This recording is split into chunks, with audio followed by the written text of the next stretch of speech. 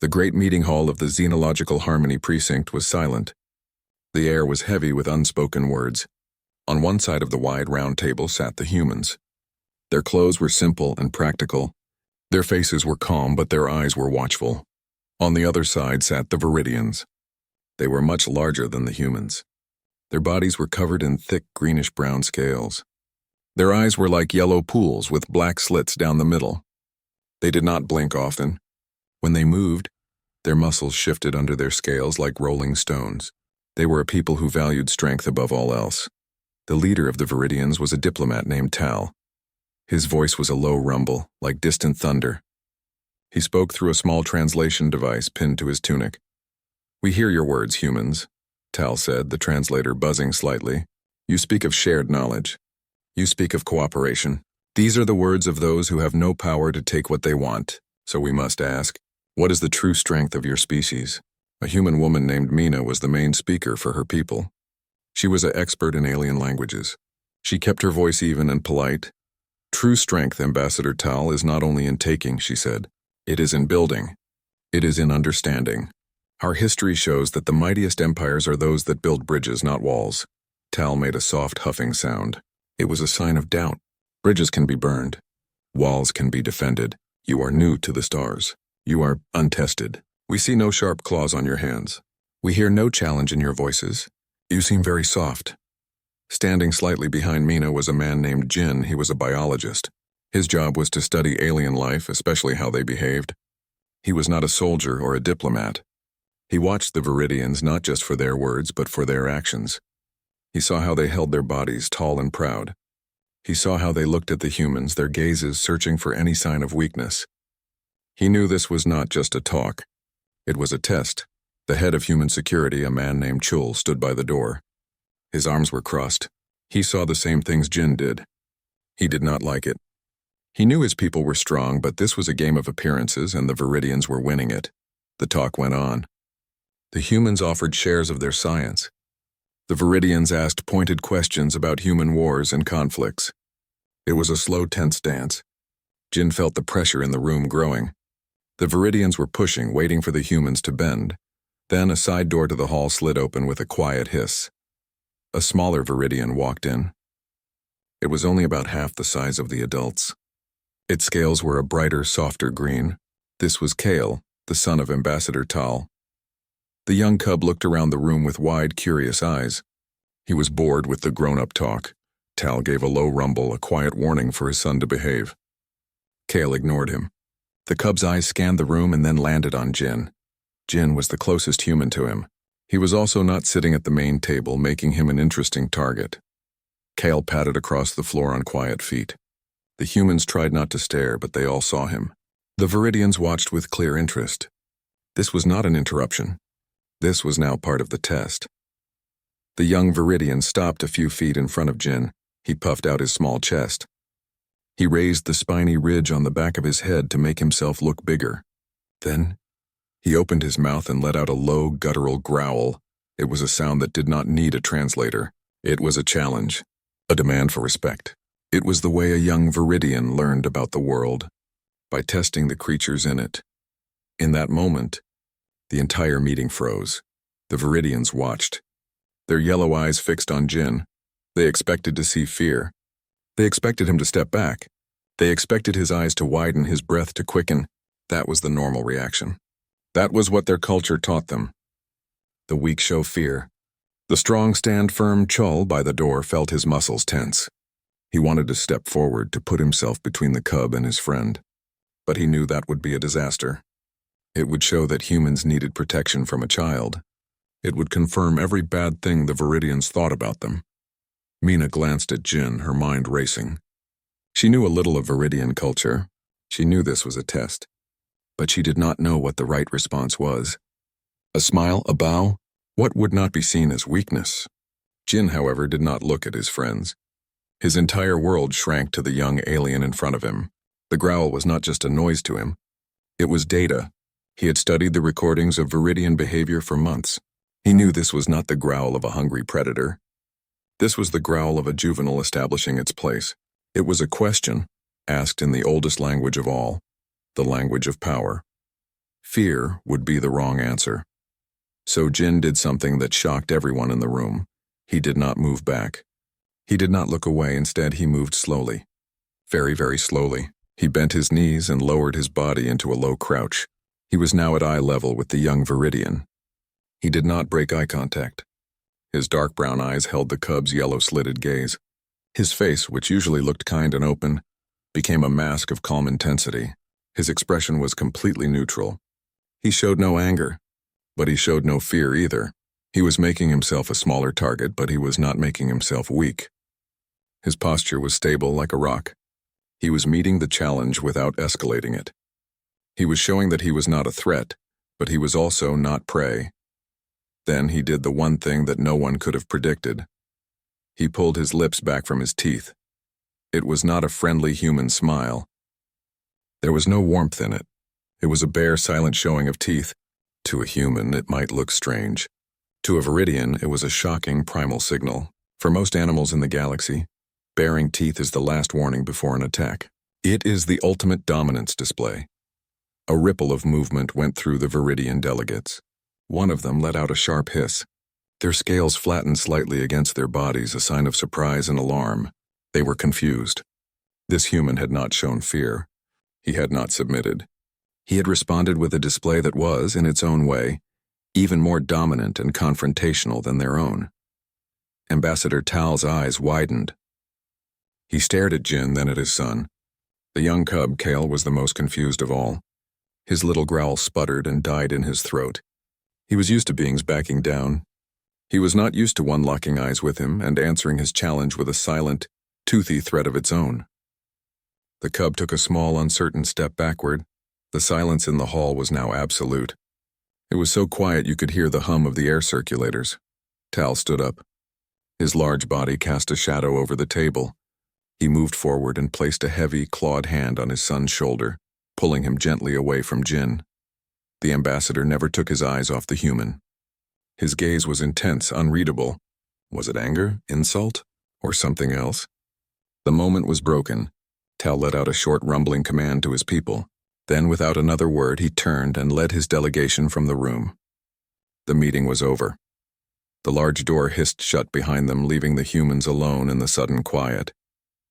Chul was the first to speak. He strode over to Jin, who was still crouched on the floor, slowly relaxing his posture. "Jin," Chul said, his voice a mixture of worry and frustration. "What in the world was that?" "You just bared your teeth at the ambassador's son." Mina joined them, her face pale.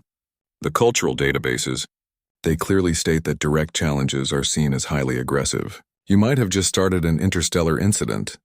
Jin finally stood up, his knees cracking. He looked at his two friends. His face was tired but calm. "That wasn't a challenge," he said, his voice quiet but firm. "It was a translation." "A translation of what?" Chul asked, throwing his hands up.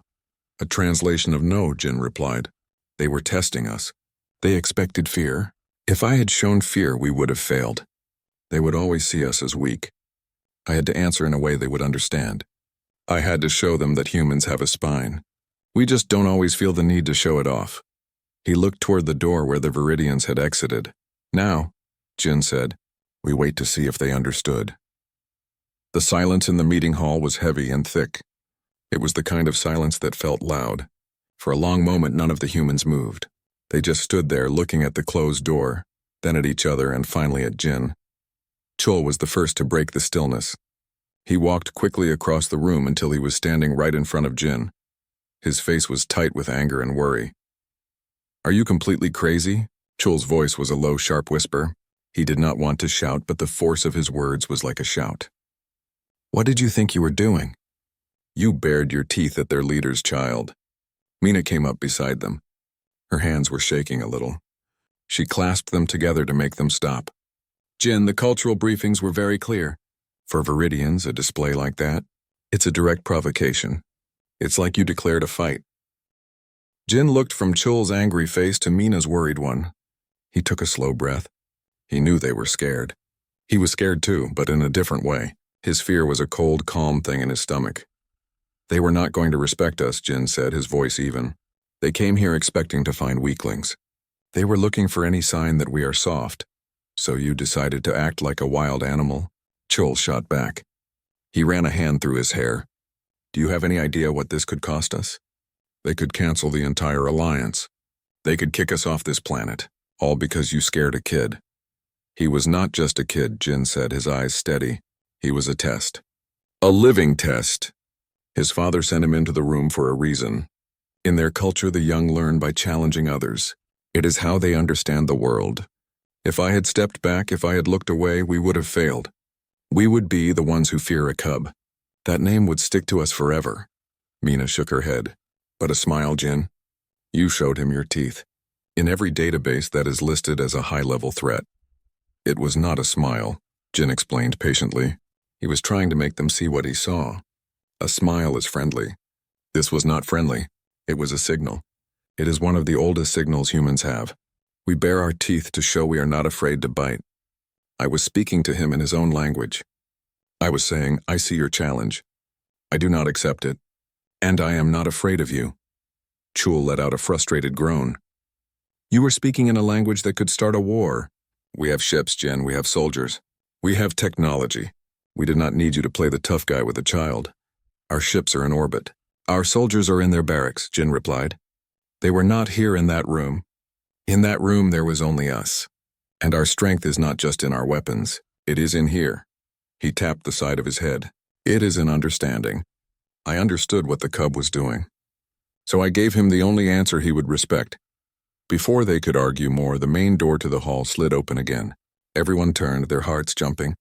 Was it the Viridians coming back with guards? But it was only a young human aide. She looked nervous. She held a small data slate in her hand. Sirs, she said, her voice trembling a little. A message. From the Viridian delegation. Chul stepped forward and took the slate. He read the message quickly. His face, which was already tense, became like stone. He handed the slate to Mina without a word. Mina read it aloud, her voice barely a whisper. The Viridian Diplomatic Corps formally suspends all talks with the human delegation, pending review. All human personnel are to remain in their designated sectors until further notice. She looked up, her eyes wide with dread. They've quarantined us, Jin. We are confined to our part of the station. Chul turned his hard gaze back to Jin. There, you see? You have your answer. We are now prisoners in our own embassy because of your translation. The three of them walked back to the human living quarters in a grim silence. The news spread through the human contingent like a cold wind. People looked at Jin as he passed. Some looks were angry. Some were confused. A few were curious. He ignored them all. He went straight to the small office he shared with Mina and closed the door. He sat down at his desk and pulled up his research files. On the screen, videos of Viridian wildlife played. He watched large-scaled creatures in their native forests. He saw young cubs play fighting, growling and nipping at each other. He saw what happened when one showed fear. It was always chased away. It was always at the bottom. Mina came in a while later. She placed a cup of tea on his desk. She did not say anything. She just sat down in her own chair and stared at her computer screen. After a long time, she spoke. I have been looking at the translator logs from the meeting, she said. The Viridians were using very specific words before the incident. Words that imply a low position. They called our offers small. They called our voices quiet. They were positioning us beneath them. Jin nodded. I know, they were setting the stage. They were getting ready to treat us as a junior partner, not an equal. And now? Mina asked, gesturing to the room around them. Now we have no partner at all. Or, Jin said, turning to look at her. Now we have their attention. Before we were just another soft species. Now we are the ones who did the unexpected. We are a puzzle. For a scientist, a puzzle is interesting. For a diplomat, a puzzle is dangerous. But it is better than being ignored. Later that evening, Chul called a meeting of the senior staff. The room was full of worried faces. The head of engineering reported that Viridian technicians had suddenly canceled all joint projects. The science lead said their shared data streams had been cut off. Chul stood at the front of the room. The situation is bad, he said bluntly. We have lost all the trust we built over the last 6 months. Our mission here is in jeopardy. We need to figure out how to fix this. Everyone looked at Jin. He was the reason they were in this mess. Jin stood up. He felt all their eyes on him. He kept his voice calm. I do not think we should try to fix it by apologizing, he said. A murmur of disbelief went through the room. What are you talking about? The science lead asked. Of course we apologize. We say Jin made a mistake. We say he did not understand their customs. That would be a lie, Jin said. I did understand. And if we apologize, we confirm that my action was wrong. We confirm that we are weak and that we are sorry for pretending to be strong for a moment. They will never respect us after that. So what is your brilliant plan? Chul asked, his arms crossed. We just wait? We wait, Jin agreed. We see what they do next. Their reaction was fast. That is good. It means we surprise them. It means they are thinking. If they were just angry, they would have thrown us off the planet already. This suspension means they are talking about us. They are arguing about what I did. That is better than them ignoring us. The meeting ended without any real agreement. Most people thought Jin was wrong. They wanted to send a formal apology. But Chul, as the head of security, had the final say. He was angry at Jin, but he also knew that panic was a bad advisor.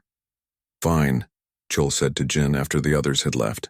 We wait but for 24 hours. If we do not hear from them by tomorrow, we are sending the apology. I will not let this entire mission fail because of your pride. Jin just nodded. He went back to his room. He did not sleep much. He lay on his bed staring at the ceiling. He went over every second of the encounter in his mind. The cub's growl. The feel of his own muscles as he crouched. The look in the cub's eyes when he bared his teeth. The confusion. The step back, he was sure he was right. But being sure did not make the waiting any easier. The next morning, the human sector was quiet. It was too quiet. Usually there was the sound of people coming and going, working with the Viridians. Now everyone was stuck inside. The mood was gloomy. Jin spent the morning in his office reading old Earth books about animal behavior. He read about wolves and dogs. He read about the body language of great apes. He was looking for something, anything that would help him explain his actions. In the afternoon, the message came. It was not a general announcement. It was a private, encrypted message sent directly to Jin's personal data slate. Mina and Chul were in his office when it arrived. The slate chimed. Jin picked it up. He read the message. His face showed no emotion. Well, Chul demanded. What is it? Are we being deported? Jin looked up. He handed the slate to Chul. It is an invitation, Jin said. For me, from Ambassador Tal. He wants to meet with me, alone. The message on the data slate was simple. It contained a time, a location within the Viridian sector, and a single sentence. Ambassador Tal requests the presence of the human Jin. There were no other details. Chul read the message 3 times. His first feeling was sharp worry. No, this is a trap. They are angry. They want to take you somewhere private to deal with you. Mina took the slate from him. Her face was pale. It does not sound like a formal arrest. It is a request. But going alone, it is a big risk. Jin looked at both of them. He felt a strange calm. This was the reaction he had been waiting for. It was not an apology from the Viridians, and it was not an attack. It was a question. They wanted to know more. I have to go, Jin said. If I refuse, it is the same as showing fear. It would undo everything from the meeting hall. This is different, Jin. Chul's voice was firm. In the hall there were witnesses. This is a private meeting. Anything could happen. I cannot protect you there. You are not invited, Jin replied gently. This is not about protection. This is about talking. He wants to talk to the person who confused him. I am the one who did the action, so I am the one who must explain it. There was a long argument. Chul wanted to send a team of security guards with Jin, even if they had to wait outside the door. Mina suggested she come along as a translator, even though the Viridians had their own translation devices. In the end, Jin was firm. He would go alone. He would follow the instructions exactly. He believed that any sign of distrust from their side would end any chance of fixing the situation. The meeting was set for the next morning. That night, Jin did not sleep much. He lay awake thinking about what he would say. He practiced explaining human expressions in his mind. He thought about the look in Tal's eyes when he pulled his son away. It had not been pure anger. There had been curiosity there too. The next day, at the appointed time, Jin walked to the gateway that separated the human sector from the rest of the station. 2 Viridian guards were waiting for him. They were even bigger up close. Their dark yellow eyes looked him up and down. They did not speak. One of them gestured for Jin to follow. They walked through the Viridian part of the station. The halls were different here. The lights were dimmer. The air was warmer and more humid. The walls were not smooth metal but had a textured, almost rocky feel. Alien symbols were carved into the arches above the doorways. They did not lead him to an office or a meeting room. Instead, they arrived at a large circular door made of dark wood. One of the guards knocked twice. A low rumble came from the other side. The guard pushed the door open and gestured for Jin to enter. Jin stepped inside. The door closed behind him with a soft thud. He was in a garden. It was not a human garden. There was no grass. The floor was soft, dark moss. Strange glowing plants grew from planters made of twisted, polished stone. The air was filled with a sweet, spicy smell. In the center of the room was a small pool of clear water. The sound of a gentle waterfall filled the air, and there, sitting on a large, flat stone by the water, was Ambassador Tal. He was alone. His large, scaled body was still, his hands resting on his knees. His son Kyle was there too. The young cub was poking at the water with a stick, but he stopped and looked up when Jin entered. His eyes were wide, watching the human carefully. Tal did not stand up. He gestured to a smaller stone opposite him. "Sit," he said, his voice a low rumble. The translator on his tunic repeated the word in clear, simple English. Jin walked forward and sat down on the stone. It was cool and smooth. He sat up straight, keeping his hands relaxed on his lap.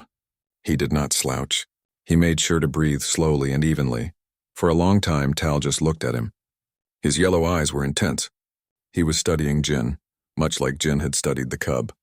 The silence was heavy, but Jin did not break it. He waited. Finally, Tal spoke. "Your people were very loud after you left the meeting."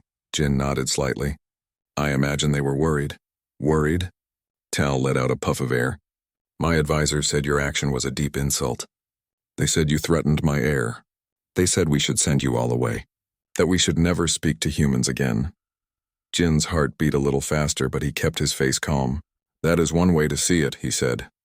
"It is the way my people see it," Tal said, his voice hardening. "So explain to me. Why should I not listen to them? Why are you not on a ship heading back to your home world right now?" Jin took a slow breath. This was the moment. "Because you are here," he said. "You did not send me away. You invited me. You are curious. You want to know why I did not act the way every other species acts when faced with a young Viridian." Tal's eyes narrowed slightly. It was a tiny movement, but Jin saw it. He was right. "My son made a simple challenge," Tal said. "A greeting, a test? The response is simple. You show respect by yielding, or you show your own strength by holding your ground. You did something else. You made a face. A savage face. Why?" Jin looked over at Kale, who was still watching him. Then he looked back at Tal. "Your son is learning how to be Viridian," Jin began. "He is learning the rules of your people. My action was meant to teach him a rule about my people." "And what rule is that?" Tal asked, leaning forward just a little. "That humans are not simple," Jin said. "We do not have sharp claws or thick scales. Our strength is not always easy to see, but it is there." He paused, choosing his words carefully. "When I bared my teeth, I was not being savage. I was communicating. For humans, that gesture has two meanings. It can be a sign of happiness and friendship. We call it a smile." Tal stared at him. The translator must have given him the word for smile. He looked completely confused. "Friendship? You were not being friendly?" "No," Jin agreed. "I was not. Because the same gesture, with a different feeling behind it, is also a warning. It is one of the oldest signals our bodies know. It says, I am not prey. I can fight back. I was showing your son that a human faced with a challenge will not always run. And we will not always just stand still. Sometimes we will answer. And our answer can be confusing." Tal was silent for a long time. He looked from Jin to his son and back again. Kyle had crept closer to his father, listening. "You are saying that your face, your bare teeth, can mean hello and also stay back?" Tal finally asked. He sounded like he did not believe it. "Yes," Jin said. "It depends on the situation. It depends on the eyes. It depends on the body. To understand a human, you cannot look at just one signal. You have to look at all of them together." In the meeting hall, my body was calm. My eyes were steady. My teeth were a warning, not an attack. I was telling your son, I see you. I am not afraid of you, but I do not wish to fight you. It was a message of respect, but a respect between equals, not from a lower position to a higher one. Tal leaned back. He looked out at the glowing plants in his garden. He seemed to be thinking very hard. The idea that a single gesture could have two opposite meanings was clearly a new and difficult concept for him. In our culture, Tal said slowly, a signal has one meaning. A growl is a challenge. A lowered head is submission. A show of teeth is a threat of violence. There is no maybe. Humanity is built on maybe, Jin said softly. We are a species of contradictions. We can be kind and cruel. We can build great cities and we can destroy them. To understand us, you must accept that we contain many things at once. What I showed your son was just one small part. The part that says, do not mistake our peacefulness for weakness. Tal looked at his son. Kyle, he rumbled, what did you feel when the human did this? The young cub looked up at his father, then at Jin. He spoke in his own rumbling language. The translator on Tal's tunic spoke the words in English. He was confusing. I did not know what he would do. He was not scared. He was not angry. He was waiting. It was interesting. Tal looked back at Jin. The hard, angry look in his eyes was gone. It was replaced by a deep, thoughtful intensity. Interesting, Tal repeated. He stood up. He was very tall. You have given me much to think about, human. Your people are more complex than we believed. This smile, it is a strange and powerful thing. He gestured toward the door. You may go. Tell your leader that the suspension of talks is lifted. We will meet again tomorrow. And you, he said, his eyes locking with Jin's. You will be there. I am not done being curious. The walk back to the human sector felt completely different. The same Viridian guards led him, but their posture was not as stiff. They did not look at him with suspicion anymore. Now it was more like curiosity. When Jin stepped through the gateway, he found Chul and Mina waiting for him. Their faces were tight with worry. Jin, Mina said, rushing forward. Are you okay? What happened? Chul looked him up and down as if checking for injuries. Well, did they throw you in a cell? What did he say? Jin took a deep breath. He felt tired, but a good kind of tired. He said the suspension is lifted. Talks start again tomorrow. Chul's jaw dropped open. He stared at Jin in disbelief. What? Just like that? After one meeting? It was not just like that, Jin said. He started walking towards their offices and they fell into step beside him. He wanted to understand why I did what I did. So I explained. You explained? Explained what? Chul asked, his voice full of confusion. I explained the human smile, Jin said simply. Mina looked at him, her head tilted. The smile? You mean you smiled at him? Not exactly. I explained that when I showed my teeth to his son, it was not a simple threat. For us, it can be a threat, but it can also be a sign of friendship. I told him that humans are complicated. Our signals are not always simple. They reached the office and went inside. Jin sat down heavily in his chair. He told them everything. He described the garden, the quiet pool, the young cub watching him. He repeated the conversation as best as he could remember it. He told them how Tal was angry and confused at first, but then became thoughtful. When he finished, Chul was quiet for a long time. He leaned against the wall, his arms crossed. So, he respects us because we are confusing? He respects us because we are not weak, Jin corrected. And because we are not simple. He thought he knew all the rules.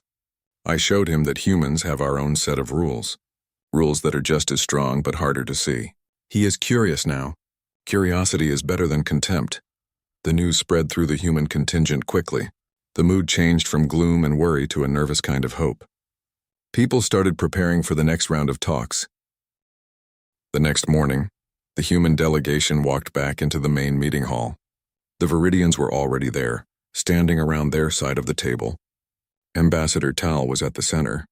His eyes found Jin immediately and stayed on him for a long moment. The talks began again. Mina was the main speaker as before, but everything was different. The Viridians did not use words like small or quiet anymore. They listened. They asked real questions. They still bargained hard, but it was the bargaining of equals, not of a master talking to a servant. About an hour into the meeting, Tal raised a hand. stopping one of his own advisors. He looked at Mina, but then his gaze shifted to Jin. A question, Tal rumbled. For the one who understands signals. Everyone in the room grew still. Jim nodded. Yes, Ambassador. You spoke of the... Smile, Tal said. The word sounded strange in his rumbling voice. You said it can mean friendship. How do we know the difference? How do we know if a human is friend or foe? It was a brilliant question. It was not just about a gesture. It was about trust. It was the core of the problem between their species. Jin stood up. He did not go to the center of the room. He stayed where he was. A real smile, a friendly one, is not just the teeth, Jin explained. He knew they were all watching him. It involves the whole face. The eyes get smaller at the corners. The cheeks rise. He demonstrated, giving a warm, genuine smile to the room. He made sure it reached his eyes. Then he let the smile fade. His face became neutral. He looked directly at Tal and slowly bared his teeth again, just as he had done for the cub. His eyes remained steady and hard. He did not blink. The difference was clear. The first expression was open and kind. The second was closed and warning. The feeling behind the gesture is what matters, Jin said, his face relaxing back to normal. The body is tense or relaxed. The eyes are soft or hard. You cannot know from the teeth alone. You have to look at the whole person. You have to learn our context. Tal stared at him. The other Viridians were watching, their heads tilted. They were seeing humanity in a new way. They were understanding that humans were not simple creatures who could be easily read. They were complex, and that complexity made them strong in a way the Viridians had never considered. Tal gave a slow, single nod. It was a gesture of deep understanding. The talks continued. They lasted for the rest of the day, and this time they made real progress. They agreed to share scientific data on planetary agriculture. They agreed to let a small team of human engineers work with the Viridians on a joint energy project. It was a success. A real success. That evening, there was a small celebration in the human common room. People were laughing and talking. The relief was a physical thing in the air. Chol found Jin standing by a window looking out at the stars. Chol stood next to him for a moment without speaking. Then he sighed. I was wrong, he said quietly. I thought you had ruined everything. But you saw something I did not. You saw a way to talk to them that was not with words. Jin shook his head. It was a risk. It could have gone very badly. But it did not, Chol said, because you understood them. You understood that for them, strength is the only language that matters. You just showed them a new kind of strength. The strength of being unpredictable. The strength of being smart. A few days later, something even more surprising happened. Jin was walking through the human sector when he heard a commotion near the main gateway. He went to see what was happening. A group of human children were playing a game with a ball, and with them was Kale, the ambassador's son. The young Viridian cub was chasing the ball, his claws skittering on the floor. One of the human children, a little girl, kicked the ball towards him. Kale stopped it with his foot and let out a small, playful growl. The little girl laughed, and then she smiled. A big, wide, friendly human smile. Kale flinched for a second, his spines raising. He remembered the bare teeth from the meeting hall. But then he looked at the girl's eyes. They were crinkled at the corners. Her whole face was happy. She was not challenging him. She was inviting him to play. The cub hesitated. Then slowly, he made a sound deep in his chest. It was not a growl. It was something softer. It was, Jin realized, the Viridian version of a laugh. The girl smiled again, and this time Kale did not flinch at all. He just turned and chased after the ball. Jin watched them for a long time. The human children and the Viridian cub, running and playing together. They were not using translators. They were not thinking about diplomacy or strength. They were just learning each other's language in the best way possible. They were learning by doing. He thought about Tal's question. How do we know if a human is friend or foe? The answer was simple. You spend time with them. You play with them. You learn their smiles. This was the real victory. Not the trade agreements or the science projects. This was the start of something new. A future where humans and Viridians could be friends. All because one human faced a growling cub and was not afraid. The change on the station was slow at first, like a small stream finding a new path. Then it became a river. The success of the new talks opened many doors that were once closed. Jin found that his job was different now. He was still a biologist, but people started calling him something else. A liaison. It meant he was a bridge between humans and Viridians. Ambassador Tal requested his presence often. Sometimes it was for official meetings. Other times it was just to talk in the quiet garden. Tal asked many questions. He wanted to understand human history, human art, human feelings. He was especially interested in the idea of contradictions. How humans could be both peaceful and warlike. How they could be selfish and selfless. "Your species is a puzzle," Tal said to him one day. "But it is a puzzle I enjoy solving." The joint projects began. Human engineers worked with Viridian builders. They were designing a new water purification system for a dry part of the Viridian homeworld. The Viridians were strong and knew the land. The humans were clever with small mechanics and energy systems. Together they made a design that was better than anything either species could have made alone. The children continued to play together. It became a common sight to see a small group of young Viridians and humans in the common play area. They did not speak the same language, but they found ways to communicate. They played games of chase. They drew pictures on digital pads. The human children learned that a low rumble was a happy sound for a Viridian. The Viridian cubs learned that a human smile was a sign of friendship, not a threat. One afternoon, Jin was walking with Mina through the station. They passed the open door of a learning room. Inside, a human teacher was showing a group of mixed-species children pictures of Earth animals. She showed a picture of a dog wagging its tail and with its tongue out. "This is a dog," the teacher said. "When it is happy, it wags its tail and sometimes shows its tongue." One of the Viridian cubs, not Kale but another, raised a clawed hand. "It shows its teeth? Like a threat?" The teacher smiled. "No, for a dog that is a happy face. It is different for different animals. You have to learn what it means for each one." Jin and Mina shared a look. The lesson was not just about dogs. It was about the whole universe. It was about learning to understand others who are not like you. Weeks turned into months. The relationship between the two species grew stronger. There were still problems, of course. Sometimes a human would make a gesture that a Viridian found rude. Sometimes a Viridian's loud voice would scare a human. But now they had a way to solve these problems. They would talk about it. They would ask Jin or they would ask Tal. They were learning. One day a big ceremony was planned. It was to celebrate the first year of the successful alliance. There would be speeches and food from both worlds. Everyone on the station was invited. The great hall was decorated with glowing Viridian plants and colorful flags from Earth. The room was full of noise and movement. Humans and Viridians stood together talking and laughing. The sound of two different languages mixed together was now a familiar and happy sound. Ambassador Tal stood at the front of the room. He was wearing a formal cloak made of fine scales. Next to him stood the human leader, a woman named Captain Lee. Tal made a speech. He talked about the first day the humans arrived. He talked about the suspicion and the fear. Then he looked out into the crowd. His eyes found Jin. "There was a moment," Tal said, his voice rumbling through the hall, "when I thought we would never be friends. It was a small moment.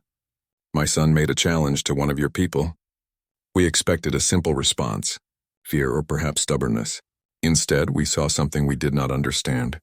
We saw a human show his teeth." A quiet laugh went through the human crowd. They all knew the story now. It had become a legend. "We were angry," Tal continued. "We were confused. But that confusion was a gift. It made us look closer. It made us ask questions. We learned that humanity's strength is not a simple thing.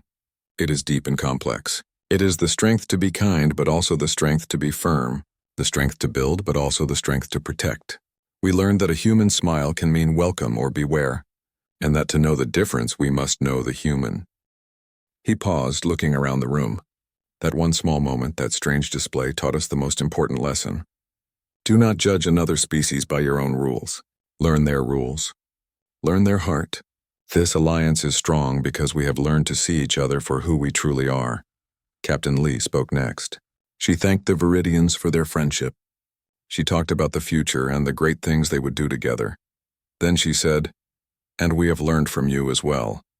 We have learned the value of clear strength and honest challenge. We have learned that differences are not something to fear, but something to celebrate. Our cultures are stronger together." After the speeches, there was music and food. Jin stood near the back watching. He saw Chol talking easily with a Viridian security guard. He saw Mina showing a group of Viridians how to eat a small earth fruit called a strawberry. He felt a presence beside him. It was Ambassador Tal. "You are not celebrating," Tal said. "I am," Jin said. "I am just watching. It is what I do." Tal made a soft rumbling sound. "You see a lot when you watch." "I try to," Jin replied. They stood in comfortable silence for a while, watching the party. "My son," Tal said after a moment. "He wants to be a diplomat when he grows up. He says he wants to learn how to talk to other species like the human who was not afraid of him." Jin smiled, a real warm, friendly smile. "That's a good thing." "Yes," Tal agreed. "It is." He turned to look at Jin. "The galaxy is a very big place.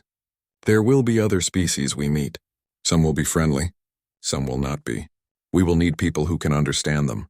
People who can see the meaning behind the actions." He placed a heavy hand on Jin's shoulder. It was a gesture of great respect. "We will need people like you." The party went on for a long time. Later, as people began to leave, Jin saw Kale walking with his little human friend, the girl from the play area. They were each carrying a piece of cake. The girl said something, and then she smiled at Kale. And Kale, the Viridian cub, looked at her. He saw her happy eyes and her friendly face. Then slowly and carefully he pulled back his scaly lips and bared his own teeth in return. It was not a perfect smile. It was a little awkward and looked more like a snarl, but the feeling behind it was clear. It was an attempt. It was a gift. The girl's smile grew even wider. She understood. Jin turned and walked away from the party. He walked down the quiet hall back towards his room. He thought about the long journey from that first tense meeting to the joyful party tonight. It had started with a growl and a pair of bared teeth. It had started with a moment of misunderstanding that became a moment of understanding. He looked out a large window at the stars. There were billions of stars out there. Billions of worlds. Billions of stories waiting to be told. He knew that humanity would face many more challenges. There would be more growls in the dark. But he was not afraid. He knew now that humans had a strength that other species could learn from, and they had a capacity for understanding that could change the galaxy. It was a good feeling, a feeling of hope, a feeling of peace, all because a human faced a growling cub, and instead of fear, he offered a lesson.